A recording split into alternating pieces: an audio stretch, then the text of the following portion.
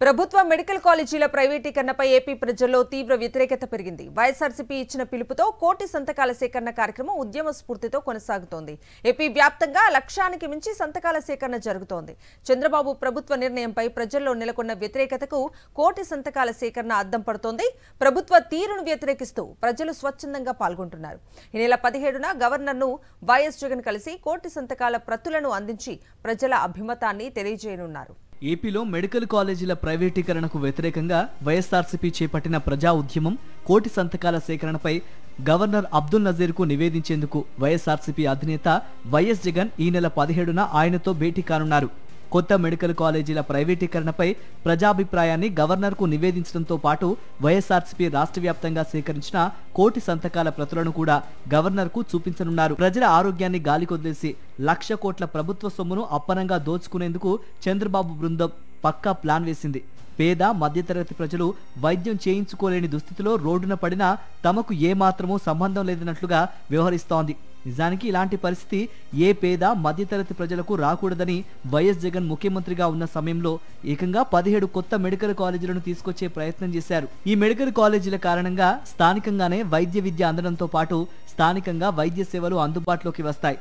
ఇలాంటి గొప్ప ఉద్దేశంతో చేపట్టిన మెడికల్ కాలేజీల నిర్మాణ కార్యక్రమాన్ని చంద్రబాబు ప్రభుత్వం వచ్చాక పూర్తిగా తుంగలో తొక్కేసింది.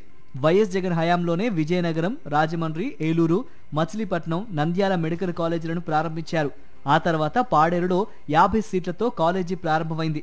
వైఎస్ జగన్ మొదలుపెట్టిన ఈ అద్భుత కార్యక్రమాన్ని చంద్రబాబు సర్కార్ నిలిపివేసింది. పైపెచ్చు మిగిలిన కాలేజీలను తన బినామీలకు దోచిపెట్టే పనిలో పడ్డారు చంద్రబాబు.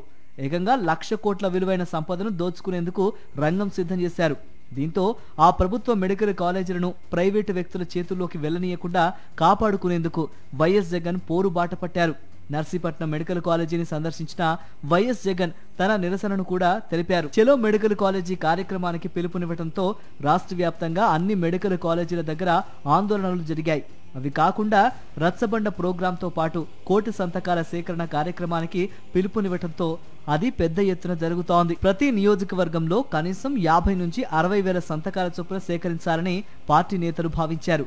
ఈ సంతకాల కార్యక్రమానికి రాష్ట్రంలోని 175 అసెంబ్లీ నియోజకవర్గాల నుంచి పెద్ద ఎత్తున మద్దతు లభిస్తోంది. టార్గెట్ కు మించి సంతకాల సేకరణ జరుగుతోంది. గ్రామాలు, వార్డుల్లో రచ్చబండ కార్యక్రమం ఏర్పాటు చేసి మెడికల్ కాలేజీల ప్రైవేటీకరణ వల్ల కలిగే నష్టాలను వివరిస్తూ ప్రజల మద్దతు కూడగడుతోంది వైఎస్ఆర్సీపీ. రాయలసీమ, కోస్తాంధ్ర, ఉత్తరాంధ్ర అనే తేడా లేకుండా అన్ని ప్రాంతాల నుంచి ఈ కోటి సంతకాల కార్యక్రమానికి మంచి స్పందన లభిస్తోంది. ఇటీవల పులివెందుల పర్యటన సందర్భంగా వైఎస్ జగన్ సైతం సంతకాల సేకరణ కార్యక్రమంలో పాల్గొని స్వయంగా సంతకం చేశారు.